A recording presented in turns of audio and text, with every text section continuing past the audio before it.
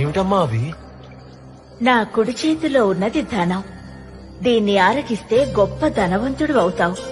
నా ఎడమ చేతిలో ఉన్నది విజ్ఞానం. దీన్ని ఆరగిస్తే నువ్వు గొప్ప పండితుడు అవుతావు. నీకు ధనం కావాలో విజ్ఞానం కావాలో తేల్చుకోవాల్సిన బాధ్యత నీదే నాయనా.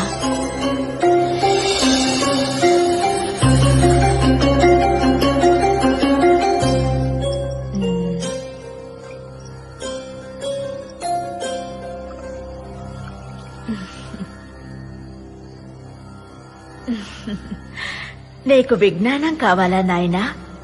కాదమ్మా, నాకు ధనం కూడా కావాలి. రామకృష్ణ, ఏం చేస్తున్నావు?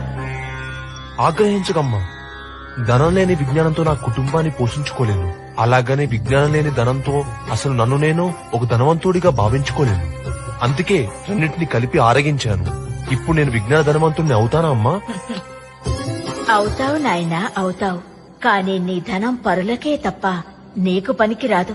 నీ విజ్ఞానం ప్రజాశ్రేయస్సుకే వినియోగింపబడుతుంది. ఆటంకాలు ఎన్నైనా తెలివితేటలతో అధిగమించి వికటకవివై వర్ధిల్లు నాయనా. అంటే నేను వికట కవినా?